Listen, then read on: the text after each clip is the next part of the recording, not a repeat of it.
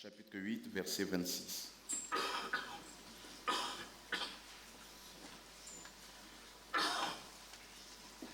Je lirai juste un verset.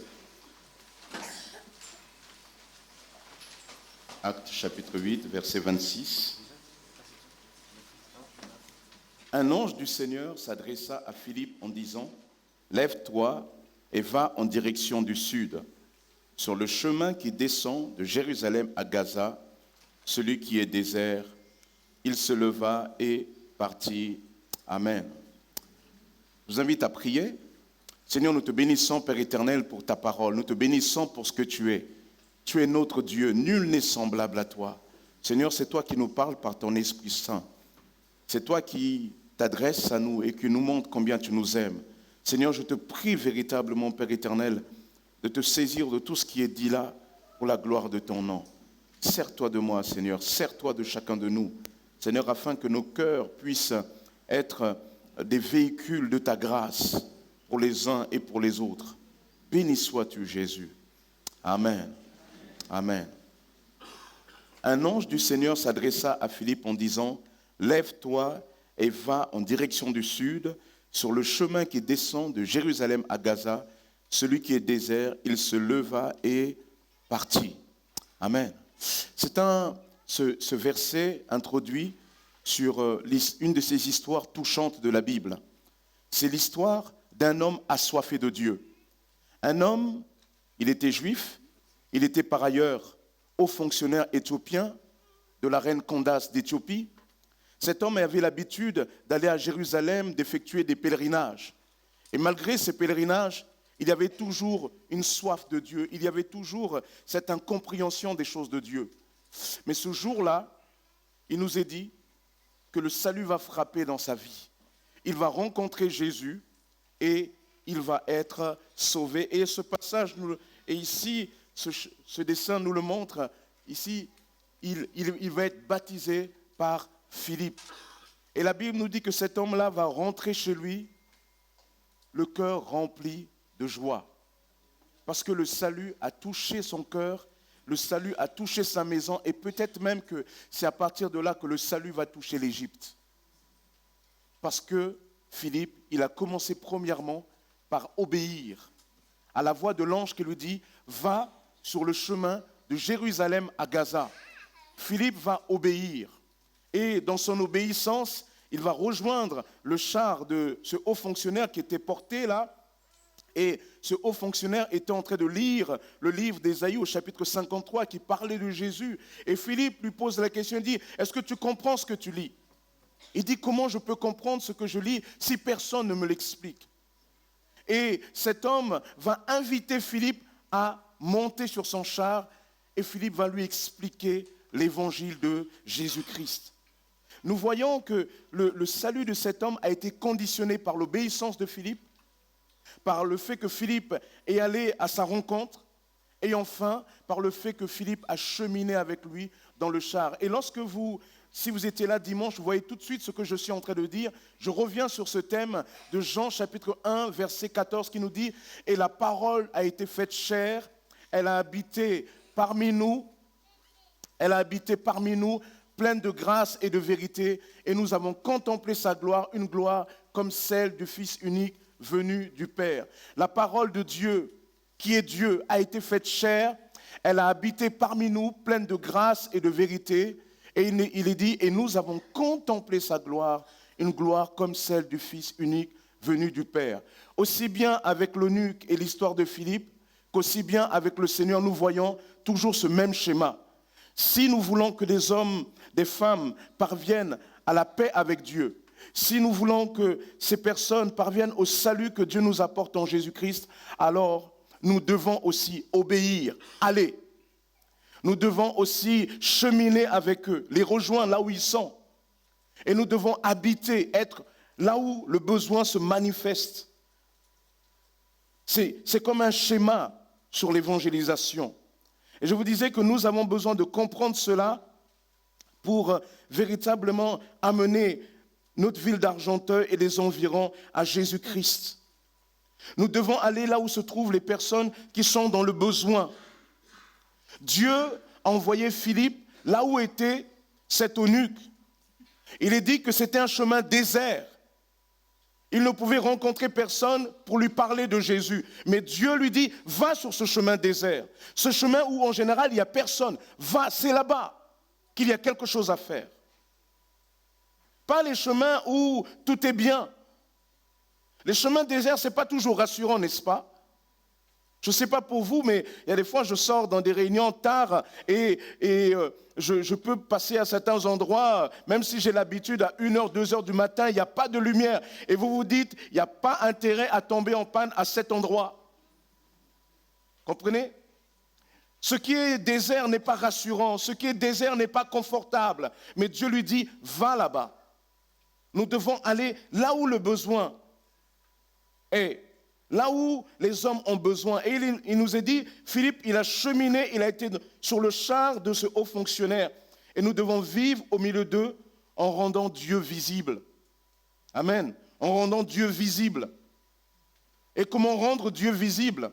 En transmettant l'amour de Dieu. Avec un groupe de réflexion, je vous avais parlé de ça, Refocus, nous avons un peu résumé cette pensée ainsi. Aller vivre et transmettre l'amour de Dieu en servant notre ville, en servant notre environnement. Aller vivre et transmettre l'amour de Dieu. C'est ça la mission que Dieu nous donne. Aller vivre et transmettre. Amen. Aller vivre et transmettre quoi? L'amour de Dieu. J'aimerais m'arrêter sur cet amour de Dieu que nous devons transmettre. Et vous dire tout d'abord que nous ne pouvons pas transmettre ce que nous n'avons pas reçu. Nous ne pouvons pas transmettre ce que nous ne vivons pas au quotidien. Autrement dit, notre expérience de l'amour de Dieu conditionne notre capacité à le transmettre. Je répète, notre expérience, notre expérimentation, notre vécu de l'amour de Dieu conditionne notre capacité à le transmettre. Si souvent nous avons du mal à transmettre, c'est souvent parce que nous n'avons pas assez vécu, ou nous n'avons pas réellement vécu, ou nous devons réellement vivre. Notre expérience de l'amour de Dieu conditionne notre capacité à transmettre. Christ nous dit, allez, mais nous devons aller transmettre l'amour de Dieu. Mais pour transmettre cet amour de Dieu, nous devons d'abord vivre cet amour de Dieu. Amen. Si nous ne vivons pas cet amour de Dieu, en tant qu'individu, en tant que chrétien, mais aussi en tant qu'Église, alors nous n'avons rien à transmettre. Et le monde préférera encore autre chose. Mais nous devons transmettre l'amour de Dieu. Allez pour transmettre l'amour de Dieu. L'amour de Dieu est quelque chose d'important dans cette mission que Dieu nous a confiée. La Bible nous dit premièrement que l'amour vient de Dieu. L'amour révèle notre identité. Voyez? L'amour révèle notre identité.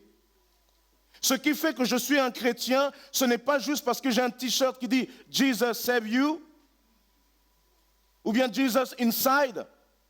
Mais ce qui fait que je suis chrétien, c'est comment mon attitude, comment je me comporte vis-à-vis de mon prochain.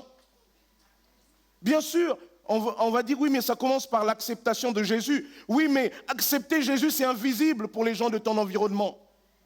Mais à quel moment accepter Jésus devient quelque chose de concret? Par ta capacité et par la manifestation de ton amour concrète au milieu de ton environnement. Voyez? L'amour de Dieu, l'amour que nous devons avoir lorsque nous aimons notre prochain, lorsque nous aimons nos proches, lorsque nous manifestons notre amour, cet amour, nous révélons là notre identité. Ce qui fait que tu es un chrétien, c'est ta capacité à aimer. Amen. C'est ta capacité à aimer. L'amour vient de Dieu. 1 Jean 4, 7 nous dit, « Mes chers amis, aimons-nous les uns les autres, car l'amour vient de Dieu. » Voyez? Nous devons nous aimer parce que l'amour vient de Dieu. Et ce que Dieu nous donne est quelque chose de bon. L'amour révèle notre identité parce que Jean va poursuivre au verset 8, « Quiconque aime est enfant de Dieu et connaît Dieu. Celui qui n'aime pas ne connaît pas Dieu, car Dieu est amour. » Voyez? Qu'est-ce qui fait que je suis un enfant de Dieu? Par ma capacité à aimer l'autre. Si je n'aime pas mon prochain, alors la Bible dit ici, je ne connais pas Dieu. Je peux aller à l'église, prier, passer des temps de jeûne et prière, je peux lire la Bible, je peux, dit l'apôtre Paul, vendre tous mes biens pour la nourriture des pauvres. Mais si je n'ai pas l'amour, les gens autour de moi ne peuvent pas comprendre que Dieu est, que Dieu les aime. Et si je n'ai pas l'amour, cela traduit que finalement, je ne connais pas Dieu. Autrement dit, si tu veux avoir une idée, le thermomètre pour savoir si tu connais Dieu, eh bien, tu peux jauger par ta capacité à aimer l'autre. Moi, dans ma vie chrétienne, je me souviens d'un de nos frères que nous avons eu à enterrer particulièrement cette année. Il s'appelait Pierre Nicole. C'est un homme, il avait une voix incroyable. Vous savez, quand il priait, « Oh Seigneur !» tremblier, quoi. Il avait, voilà, mais il respirait vraiment l'amour de Dieu. Et ce n'était pas étonnant parce qu'on le voyait même dans sa manière de parler de Dieu, de prier. On sentait que cet homme était en connexion avec Dieu. Et pour la personne qui pouvait en douter, eh bien, on pouvait voir dans le regard de cet homme l'amour de Dieu. Qu'est-ce qui fait notre identité? C'est notre capacité à aimer. Et cette capacité d'aimer montre que nous connaissons Dieu. Celui qui n'aime pas ne connaît pas Dieu. Car Dieu est amour. Lorsque nous sommes en communion avec Dieu, alors Dieu déverse en nous le fruit de l'esprit. La personne qui est au contact avec Dieu manifeste le caractère de Dieu. Si vous êtes en contact de quelqu'un de très nerveux, vous finirez par être nerveux. Il y a des gens qui sont tellement nerveux qu'à côté d'eux, vous commencez même à transpirer. N'est-ce pas? Il y a des gens comme ça, ils distillent une atmosphère de tension. Mais il y en a d'autres, à l'inverse, il y a une forme de paix, une forme de douceur. Et je ne sais pas pour vous, mais souvent ils peuvent vous dire, je me sens bien avec toi. Et ils disent même, je n'arrive pas à l'expliquer, mais c'est agréable d'être avec toi. Parce que lorsque vous êtes en communion avec Dieu, lorsque vous êtes en contact avec Dieu, le fruit de l'esprit, qui est la paix, l'amour, alors ça peut couler en vous, ça peut venir comme cette sève spirituelle qui vous permet de grandir. Et cet amour de Dieu, lorsqu'elle s'inscrit comme une réalité, alors cela se voit. Et ce frère était vraiment un homme, un disciple de l'amour de Dieu. Lorsque je suis en contact avec Dieu, lorsque je connais Dieu, alors son amour se manifeste aussi en moi. Il est dit, verset 16, Dieu est amour. Celui qui demeure dans l'amour demeure uni à Dieu et Dieu demeure en lui. Celui qui demeure dans l'amour demeure en Dieu et Dieu demeure en lui. Souvent on dit, Seigneur, est-ce que tu es là? Ça aussi, c'est des choses qui nous permettent de répondre. Comment tu aimes? Comment tu aimes? Comment tu aimes ton mari? Comment tu aimes ton épouse? Comment tu aimes tes enfants? Et je suis souvent triste d'entendre que même au milieu de nous, souvent il y a des tensions terribles, souvent entre les enfants et les parents, et pas toujours de la faute des enfants. Parce que laissez-moi vous dire, parents, lorsque les choses ne vont pas, la Bible dit que souvent nous sommes les premiers responsables. Parce que nous avons la responsabilité de la maison, c'est à nous de donner en quelque sorte l'atmosphère, de créer l'atmosphère d'amour, l'atmosphère de paix. Comment tu aimes tes enfants? Comment tu aimes ta famille, tes parents? Là aussi, peut-être tu es jeune, tu dis mes parents ils sont difficiles, mais la Bible t'invite quand même à les aimer. Et la Bible nous dit même, plus que les aimer, à les honorer. La Bible enseigne que celui qui honore ses parents, eh ben, vivra longtemps. Il est dit que c'est le premier commandement accompagné d'une promesse, afin que tu vives longtemps. Donc pour vivre longtemps, ce n'est pas d'abord de la cosmétique extérieure, c'est d'abord de la cosmétique intérieure par l'action de l'esprit.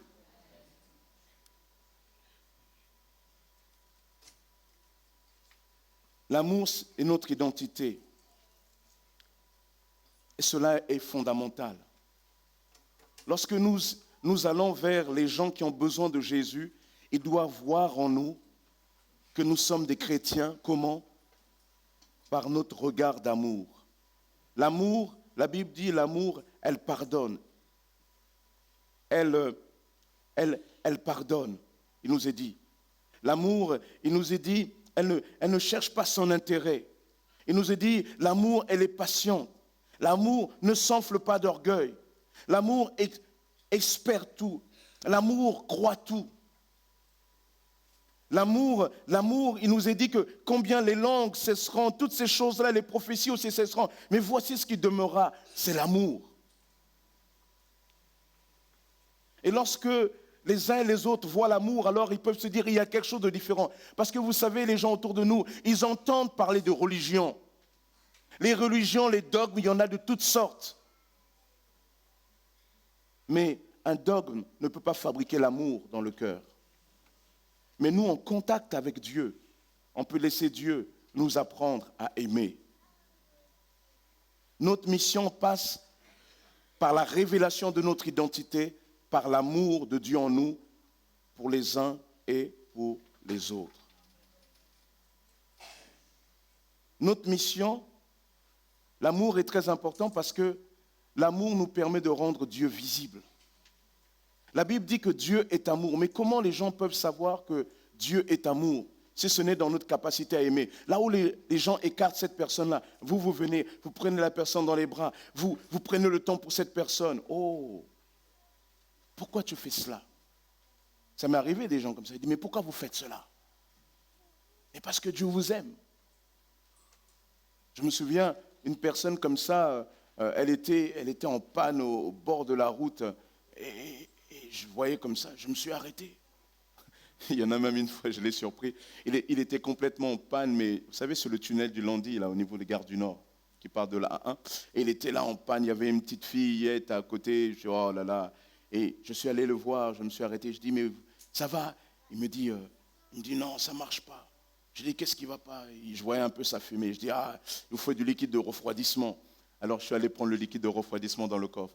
Ah oui, il faut de l'huile, je suis allé prendre de l'huile. Il a vu tout ce qu'il avait besoin, j'ai commencé à... Il a dit, mais quoi, c'est un dépanneur ou quoi? Non, c'est parce que tout simplement qu'il y a des fois, vous savez, avec le temps, j'ai appris qu'il y a des fois, Dieu peut créer des temps et des circonstances. Vous voyez? Et des fois, c'est bien d'être un peu équipé pour pouvoir témoigner. Bref. Mais en tout cas, je me souviens d'une personne un peu dans la même situation. Je l'ai aidé. On a pris du temps à mettre les câbles pour démarrer la voiture. Je lui ai mis le liquide de refroidissement. Il dit, mais pourquoi vous faites cela?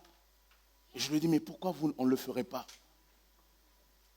Et aimer l'autre, c'est prendre du temps pour cette personne. Et souvent, quand on pousse, je leur dis, mais parce que Dieu vous aime. Vous avez de l'importance aux yeux de Dieu. Lorsque nous sommes allés au Mozambique avec notre sœur Marie-Léna et que les gens, et qu'on me permettait de témoigner, je leur dis, nous sommes venus de loin comme simplement un signe pour dire que Dieu est venu bien plus loin encore. Dieu vous aime. Par notre amour, nous rendons Dieu visible. Parce qu'il n'y a que comme ça. Et l'amour rend Dieu visible. Pourquoi? Parce que l'amour de Dieu est un amour particulier. Pourquoi? Parce que l'amour de Dieu ne cherche pas son intérêt. L'amour de Dieu est sans condition. Dieu donne sans attendre rien en retour. Et c'est important aussi que le chrétien apprenne à donner sans rien attendre en retour. Je vais même vous dire une chose. Même quand nous donnons de l'aide alimentaire, nous n'attendons pas que la personne se convertisse. Comprenez? Lorsque nous donnons, nous n'attendons pas que la personne vienne dans notre église. Non, nous donnons parce qu'à ce moment-là, il y a d'abord un besoin. Et répondre à ce besoin-là, c'est un geste d'amour. Parce que Dieu, lorsqu'il nous a aimés, il n'est pas venu en disant, ah oui, si je fais ça, ils vont... Non, Dieu est venu simplement nous sauver. Et un amour sans condition, un amour qui ne cherche pas son propre intérêt, est un amour qui interpelle. C'est un amour qui rend Dieu visible. Amen. Personne n'a jamais vu Dieu. Or, si nous nous aimons les uns les autres, Dieu demeure en nous et son amour se manifeste parfaitement en nous. Vous entendez? Personne n'a jamais vu Dieu. Personne, nous dit Jean. Or, si nous nous aimons les uns les autres, dit Jean, alors Dieu demeure en nous et Dieu en demeurant en nous fait quoi? Eh bien, son amour se manifeste parfaitement en nous. Et Jean le dit bien ici, eh bien, personne n'a jamais vu Dieu. Alors voici comment vous allez rendre Dieu visible en aimant autour de vous. Nous avons des voisins, nous avons toutes sortes de personnes. Souvent, il faut juste aider. Souvent, un petit geste, vous voulez que je vous aide? Tenez, je vous prends ce petit sac-là, je vous aide à monter. On est tellement dans l'individualisme aujourd'hui. Aimer simplement. C'est vrai qu'il y a des fois, on n'a tellement pas l'habitude qu'il y a des fois même, quand vous voulez faire du bien, on vous regarde même comme quelqu'un de bizarre. Je vous avais parlé de cet homme parce qu'il aimait, il était tellement content, il est rentré dans ce bus, dans ce métro londonien, il a commencé à saluer les gens. « Ça va, vous allez bien? Bonjour. » Il rentre déjà comme ça. « Bonjour à tous. » Personne ne répond. Quand même, on ne sait jamais s'il n'est pas un petit peu fou. Et il est là assis. Et il voit une dame venir. « Oh, madame, vous voulez prendre la place ?» Ou prenez la place, il se lève. On lui marche dessus, oh, excusez-moi. Les gens, ils ont commencé à stresser.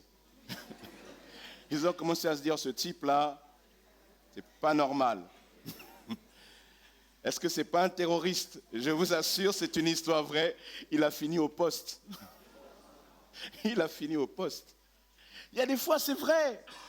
On est tellement peu habitué à voir des gestes d'amour que quand on les fait, notamment la première fois, alors les gens trouvent un peu bizarre et même nous-mêmes, on n'ose pas parce qu'on se dit si je fais, vous savez, il y a des fois, la machine, là, ça tourne, oui, mais si je fais ça, il va croire que je fais ça, que c'est... Et alors, non, et au final, non, il ne faut pas que je fasse, mais il a tellement besoin, et jamais on le fait.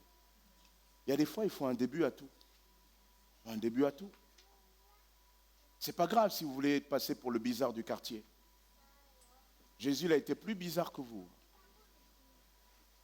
Et cela est fondamental. Par nos gestes, par notre amour, nous rendons Dieu visible. Nous témoignons de l'amour de Dieu. Nous pouvons dire, voyez par ce geste-là, Dieu vous aime. Dieu vous cherche. Dieu vous a tellement aimé. Et c'est même l'occasion, justement, de témoigner. Dieu vous a tellement aimé. L'amour révèle notre identité.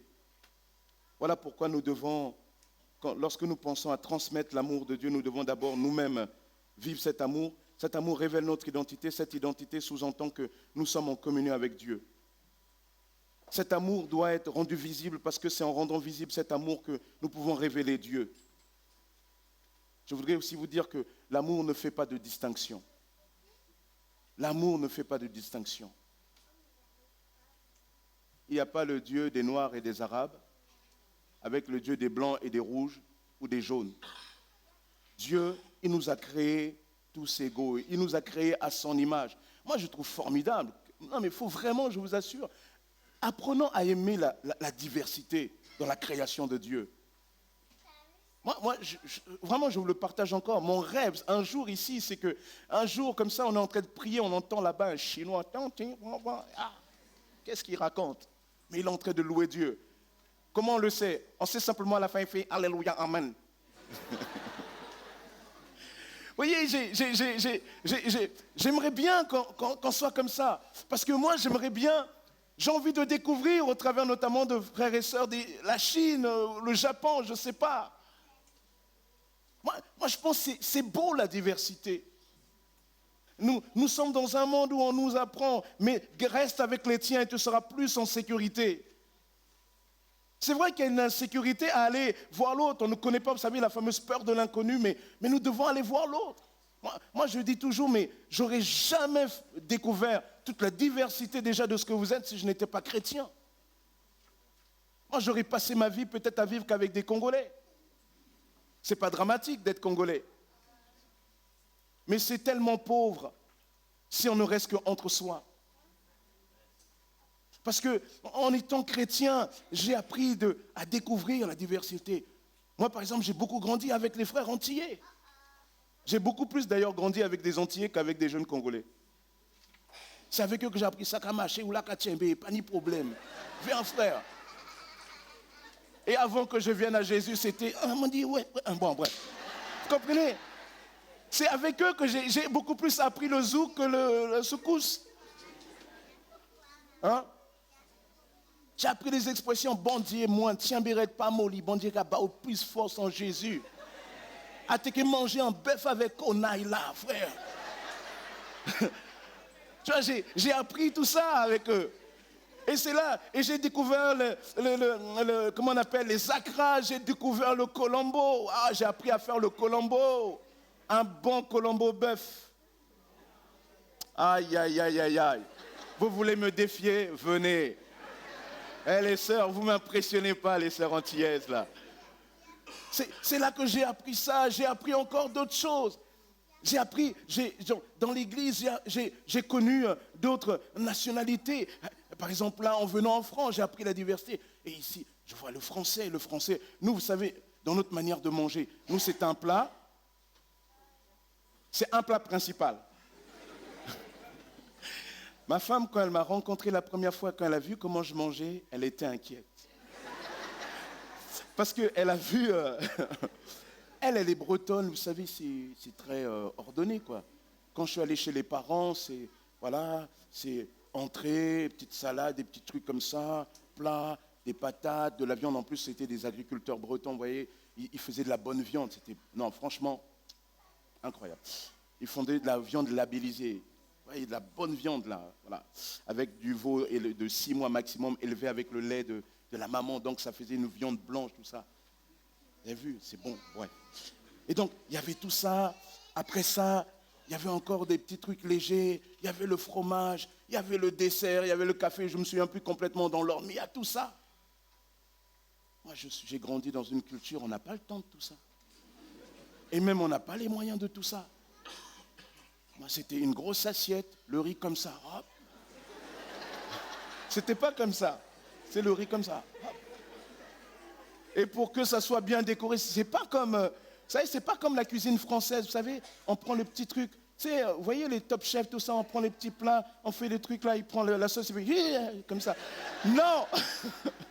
Moi, chaque fois que je vois ça, je dis, qu'est-ce que c'est que ça? Il prend le truc, il fait, après il met un petit truc là, des petits trucs, des petites fleurs.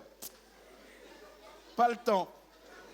Le riz était comme ça, on prend les haricots, vous savez, les haricots blancs là, qui a été mijoté pendant longtemps, on met là avec du lard fumé ou bien avec du cochon, tout ça, là, tout ça là. Et là, on dit qu'on va manger. Voyez? Mais ce qui est intéressant, c'est qu'avec le temps, j'ai appris vraiment la particularité de la France. C'est un pays gastronomique. C'est un pays où on ne mise pas comme ça dans les grandes quantités. Non, la cuisine, c'est une découverte en France. C'est une découverte. C'est une aventure gustative. Voyez? Ouais, je commence à même parler quand même maintenant. Et c'est une découverte. Et en France, notamment, le repas, c'est juste pas rapide. Non. Le repas, on partage.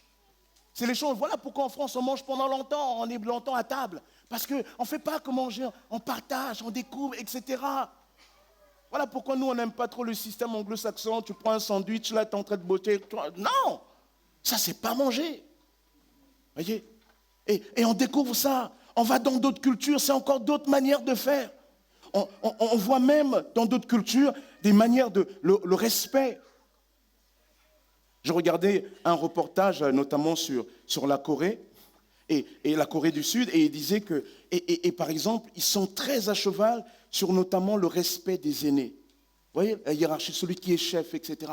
On découvre toutes ces choses. Et c'est toutes ces choses-là qui nous enrichissent. Moi, je suis riche de vous. Moi, je suis riche de tout ce que vous m'apportez. Et la Bible nous dit d'aimer et d'aimer sans distinction. Aimer l'autre, parce que, tu sais, même quand tu aimes l'autre dans sa diversité, il t'apporte quelque chose. Tu apprends des choses de son plat, tu apprends des choses de sa culture, de ses manières de... Moi, il y a des styles vestimentaires, moi j'aime. Moi, quand je vois souvent les frères tamouls à Goussainville où j'étais pasteur, wow, quand ils arrivent à l'église, et quand ils font des fêtes, ils ont des beaux costumes. Moi, j'aime ça, wow, magnifique. Et après, derrière, il y a certains avec des costumes, ils nous expliquent aussi que derrière, il y a une histoire, il y a des codes, etc. Vous découvrez tout ça. Mais notre monde veut nous séparer. L'autre, il est blanc, il est noir, il est haïtien, l'autre, il est je ne sais pas quoi et compagnie. Non. Dieu nous demande d'aller. Parce que lorsque nous commençons à faire des distinctions, vous savez ce qui se passe? Alors nous tombons dans le piège de Jonas. Jonas, un jour, Dieu lui dit, va. L'Éternel adressa la parole à Jonas, fils d'Amithaï, en ces termes. Mets-toi en route, va à Ninive, la grande ville, et proclame des menaces contre ses habitants, car l'écho de leur méchanceté est parvenu jusqu'à moi. Jonas se met en route pour s'enfuir à Tarsis, loin de la présence de l'Éternel. Dieu lui dit, va annoncer mes jugements à Ninive pour qu'ils se repentent. Et Jonas, il ne veut pas. Parce qu'il dit, je savais bien, Seigneur, que toi, lorsque j'allais partir là-bas, j'allais témoigner, j'allais parler de ton message, tu allais les toucher, ils vont se repentir et ils vont être sauvés. Et comme moi, je ne veux pas qu'ils soient sauvés, ben, je n'ai pas envie d'y aller. C'est surréaliste, n'est-ce pas? Dieu lui dit, va, il fuit, il fuit à Tarsis, il va le chemin inverse. Et lorsque Dieu voit la repentance des gens de Ninive suite au message de Jonas, alors il nous est dit que Dieu revint de sa colère. Et Jonas, suite à ça, il est fâché. Il dit, mais c'est pas normal. Comment ça? Et vous savez ce qu'il dit à Dieu? Il dit, Seigneur, prends-moi donc la vie, car la mort vaut mieux pour moi que la vie. Incroyable. En gros, il dit à Dieu, moi je préfère mourir que de les voir sauvés. Vous savez, il y a des fois, c'est là qu'on voit qu'il y a des fois, vous pouvez servir Dieu, mais vous pouvez être animé de drôles de sentiments. C'est incroyable. Et Jonas, on tombe dans le piège de Jonas. C'est-à-dire, on refuse, souvent on n'est pas aussi franc que Jonas, mais on n'ose plus aller vers l'autre. Dites-vous bien que la personne qui est autour de vous, qui est vraiment différente de vous, dites-vous bien que cette personne-là, Dieu la cherche. Dieu veut lui parler. Dieu veut se révéler à elle. Dieu veut lui manifester son amour. Mais souvent, la barrière, ce n'est pas Dieu, c'est vous. Pourquoi? Parce que vous savez le message, mais vous n'osez pas et vous ne voulez pas. Parce qu'il y a souvent nos préjugés qui mettent une barrière. Et les préjugés dans la Bible, c'est quelque chose de dangereux. Un jour, on est venu voir Nathanaël, le disciple de Jésus, avant qu'il soit disciple. Il dit, écoute, nous avons vu un homme, ne serait-il pas le Messie, Jésus de Nazareth? Il dit, ah, mais peut-il venir quelque chose de bon de Nazareth? Heureusement, ses amis lui disent, écoute, viens et vois. Et quand il vient et voit, c'est lui qui confesse mon Seigneur et mon Dieu à Jésus. Mais si c'était bloqué dans ses préjugés, comment aurait-il pu confesser cela s'il n'était pas venu, s'il n'avait pas vu? L'amour ne fait pas de distinction. Ah, l'Éternel, je l'avais bien dit quand j'étais encore dans mon pays.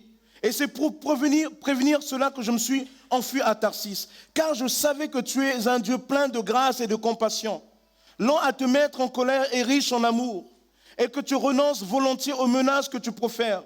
Maintenant, Éternel, prends-moi donc la vie, car la mort vaut mieux pour moi que la vie. Et c'est comme ça qu'on a commencé à développer des églises entre nous.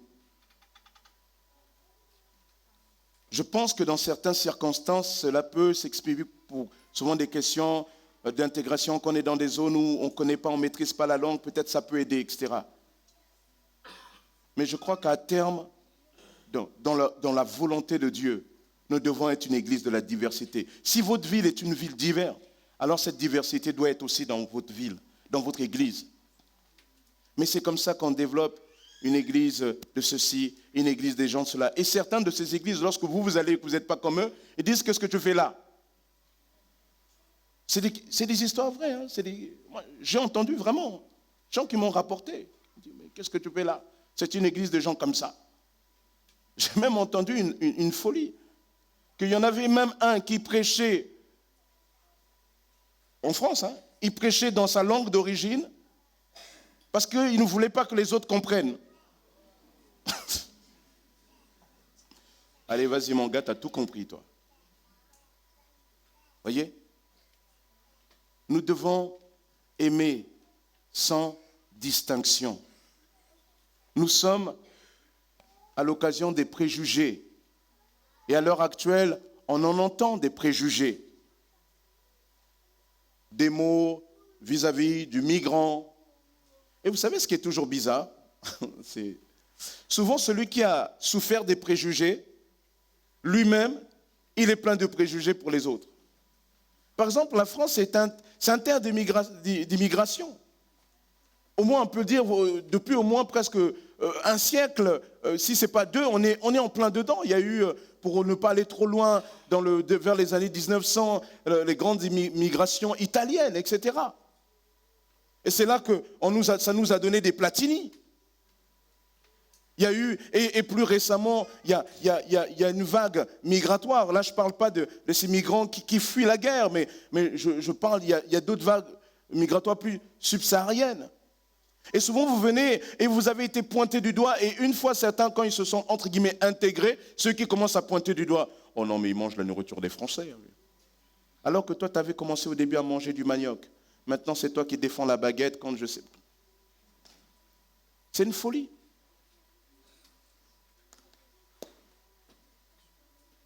Aimer sans distinction. Lorsque nous aimons sans distinction, nous laissons Dieu véritablement nous ouvrir à l'autre. Nous ne choisissons pas. Lorsque nous aimons sans distinction, nous bravons la peur de l'autre. La Bible dit que l'amour parfait bannit la crainte. Lorsque tu es dans l'amour, alors tu ne crains pas d'aller vers l'autre. Nous devons aimer sans distinction. C'est vrai que souvent, certains nous intimident, mais tu dois aller au-delà. Et peut-être tu peux être intimidé parce que tu te dis, mais lui, il est cultivé, moi, je ne suis pas cultivé. Ok, mais toi, tu as Jésus, lui, il n'a pas Jésus. Vous savez, il y a souvent des grands hommes, des grands intellectuels qui ont été convertis souvent par des gens quasiment incultes. Ils savaient lire et écrire, mais à peine. Mais elle avait Jésus. Et ce jour-là, elle regarde cette personne, elle lui communique quelque chose là de Jésus. Ce que j'ai, je te le donne, souvenez-vous. Ce que j'ai, je te le donne. Et nous avons quelque chose, nous devons le donner sans choisir à qui on le donne. Nous devons le donner, la seule condition, c'est l'apporter aux personnes qui sont dans le besoin. Et lorsque nous faisons cela, alors Dieu se glorifie. Nous devons en quelque sorte réapprendre à aimer comme Jonas. Jonas a dû réapprendre d'une certaine manière à aimer. Et c'est ce que Dieu va lui donner comme leçon. Dans Jonas chapitre 4 verset 5, il est dit, Jonas sortit de la ville et s'installa à l'est de la ville. Il se construisit là une cabane et s'assit dessous à l'ombre, en attendant de voir ce qui se passait dans la ville, ce qui se passerait dans la ville. L'Éternel Dieu fit pousser un ricin qui s'éleva plus haut que Jonas et lui donna de l'ombre sur la tête afin de le détourner de sa mauvaise humeur. C'est incroyable, hein? Et Jonas éprouva une grande joie à cause de ce ricin. Mais le lendemain, au lever du jour, Dieu fit venir un ver qui rongea le ricin, de sorte que le ricin se dessécha. Et lorsque le soleil se mit à briller, Dieu fit venir de l'est un vent brûlant, et le soleil tapa sur la tête de Jonas, sur le point de tomber en défaillance. Jonas demanda la mort en disant, « La mort vaut mieux pour moi que la vie. » Dieu demanda à Jonas, « Fais-tu bien de te mettre en colère à cause de ce ricin ?» Il répondit, « Oui, je fais bien de me mettre en colère au point de désirer la mort. » Alors l'Éternel lui dit, « Tu t'apitoies sur ce ricin qui ne t'a coûté aucune peine, que tu n'as pas fait pousser, et qui est sorti de terre en l'espace d'une nuit et a péri la nuit suivante. Et tu voudrais que moi, je n'ai pas pitié de Ninive, de cette grande ville où vivent plus de 120 000 personnes qui ne savent pas distinguer le bien du mal, sans compter les animaux en grand nombre. » Oh. Jonas, il se retire de la ville pour voir ce que Dieu va faire. Il est un peu en mode, je boude. Et Dieu, dans sa grâce, fait pousser cette plante, ce ricin, et il est là, il couvre Jonas. Apparemment, il devait être un peu chaud sur les bords, et il le couvre. Et il trouve un peu du répit, de l'ombre, du confort. Mais rapidement, cette plante, le lendemain, la plante meurt. Et Jonas est fâché. Pourquoi tu as tué cette plante, mon Dieu, etc. Et Dieu lui dit, mais attends. Moi, je suis étonné du caractère de Jonas. C'est incroyable. Hein? Lui, il ne serait pas pasteur assemblée de Dieu, ce gars. Impossible. Dieu lui dit, est-ce que pourquoi tu te fâches? Il dit, oui, je fais bien de me fâcher parce que comme un enfant. Et Dieu lui dit, mais les hommes sont bien plus importants que les plantes. Toi, tu vois, tu attaches de l'importance à cette plante qui ne t'appartient même pas, que tu n'as même pas plantée, qui t'a donné aucun effort. Et toi, tu ne sais pas à quel point les hommes ont de l'importance pour moi. Et c'est là que Dieu va d'une certaine manière dire à Jonas, mais Jonas, tu dois réapprendre. Dieu se fait pédagogue. Vous savez, être chrétien, c'est aussi chaque fois laisser Dieu nous apprendre. Je ne le dis pas pour vous seulement, je le dis même pour moi. Parce qu'il y a des fois, vous savez, il y a des petites choses comme ça, il y a des situations, et vous oubliez que Dieu vous invite à aimer l'autre, à aimer comme elle est, à aimer sans choisir. Et aimer, c'est souvent laisser la personne vous déranger. On doit réapprendre à aimer. Et réapprendre à aimer en étant dans cette communion avec Dieu. Et dans cette communion avec Dieu, alors, vous voyez, il nous est dit, le fruit de l'esprit, c'est l'amour. C'est l'amour. Lorsque nous sommes en communion avec Dieu, Dieu déverse son amour. Voyez? Alors, si nous devons aller vivre et transmettre l'amour de Dieu dans notre ville, dans notre environnement, nous devons réaliser que cet amour, nous devons d'abord le vivre nous-mêmes. Et le vivre veut dire que le vivre au milieu de ces gens, et vivre cet amour, c'est manifester notre identité. Vivre cet amour, c'est rendre Dieu visible. Vivre cet amour, c'est aimer sans distinction. Amen. Que Dieu soit béni, je vous invite à prier. Seigneur, nous te bénissons, Père éternel, pour ce que tu es. Nous te bénissons pour ce que tu fais, Père. Tu es Dieu et tu règnes. Nul n'est semblable à toi. Seigneur, tu tiens nos vies entre tes mains. Seigneur, apprends-nous véritablement à aimer comme toi tu aimes. Seigneur, si nous devons aimer que les gens qui sont comme nous, Seigneur, nous réalisons que nous ne sommes pas dans ce que toi tu appelles l'amour. Mais aide-nous à aimer comme toi tu aimes. Béni soit ton saint nom. Seigneur, dans cette année, dans notre environnement, aide-nous véritablement à vivre en chrétien, en aimant. À toi, Jésus, l'honneur, la gloire et la puissance au siècle des siècles, Père. Amen.